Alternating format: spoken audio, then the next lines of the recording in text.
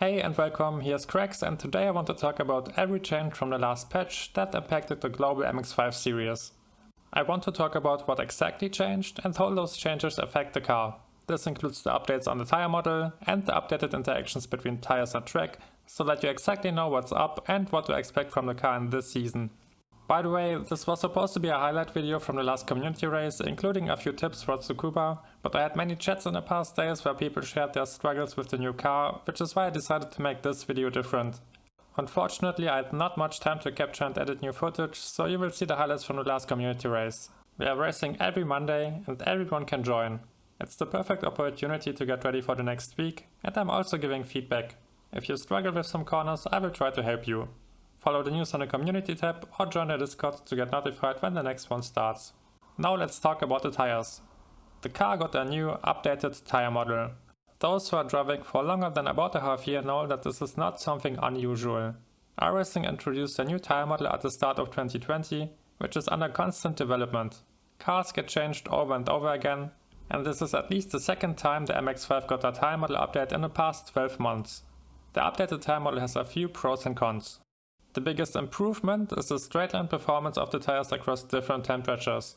The tires have more grip when they are cold, and they seem to lose less grip when they are hot. That's a great change. You will notice it at the start of every race. You will be able to race close to the limit, starting from lap 1, in contrary to the past seasons when the tires had no grip during the first 2 laps and it was easy to spin. Finally, that's a thing of the past. On the other side, racing in high temperatures feels fun again because the car doesn't feel like driving on ice anymore. The tires lose less performance on a hot track. You can see it in the video. We were racing with track temperatures around the 50 degrees mark, and I was able to lap faster than in my guide lap, which was driven at around 28 degrees a few seasons ago. My practice laps were even 2/10 faster than my old guide lap. This would not have been possible a few weeks ago. I expected that the car got faster in colder temperatures as well. And of course, I jumped into the car this morning to run a few laps.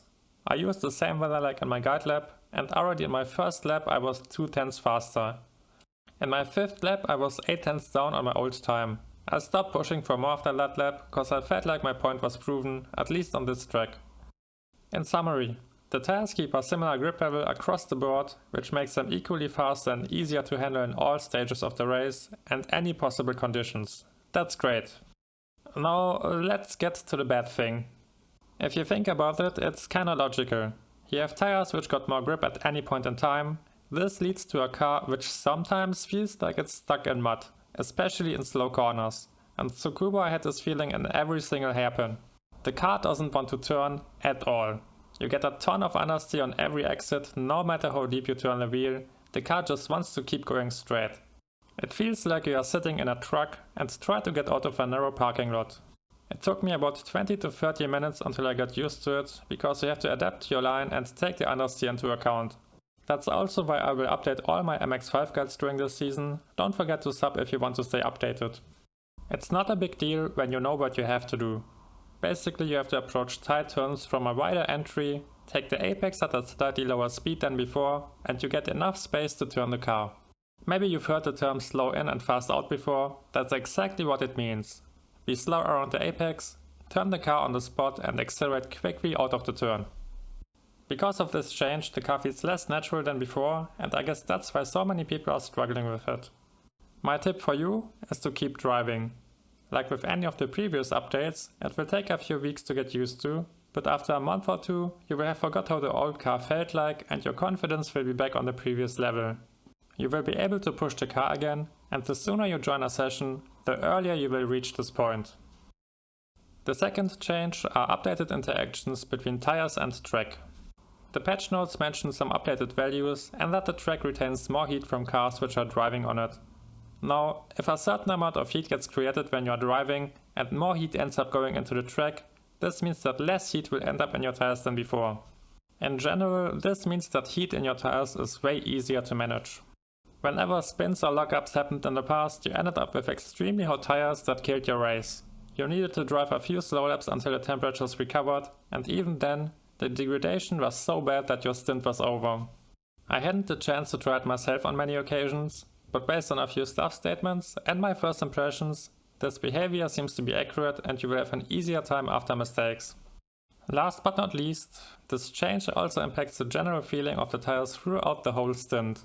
Since they are less prone to overheating, it's way easier to keep them in a stable window. I noticed this on all cars I've driven since the patch. It doesn't matter if it's the MX-5, the Skippy or a GT3, the tires develop consistently and feel better and faster after every single lap. The high performance peak tires had in the first few laps disappeared. It's spread over many laps in the middle of your stint, and it's also not surrounded by huge drop-offs anymore, which means that it's barely noticeable. Overall, that's a great improvement. You can finally race on the limit and have to care less about your tires or being punished for taking too many risks. This should lead to better quality in racing across all series. Let's take a look at everything to wrap this video up. On the plus side, we got a similar grip level across all conditions. It doesn't matter if the session is hot or cold, or your tires, your car will always perform on a similar level, which makes it easier to push it to the limit. We got less punishments for mistakes. If you should go beyond the limit, your tires won't get roasted and you can keep racing at the same pace. This should improve the overall quality of racing and leads us to the last point, and easier heat management. Even if your tires should become too hot, it's easier than before to get rid of the additional heat and get them back into the perfect window. On the negative side, we only got a car that handles differently than we were used to. It understeers, in fact it understeers a lot, and feels completely different. The cool thing about this is that habits can be changed. After a few weeks of practice you will have solved this issue and we end up with a car which is superior to the previous model in every aspect. Don't let yourself drag down if you struggled during the first week, keep driving, and in a month you will be happy that those changes got implemented. That's all you need to know. Please drop a like if this video helped you. If you got more questions or want to share your impressions, drop a comment or join our community on Discord. You can find the link in the description below. I wish you good luck for your next races and see you next time.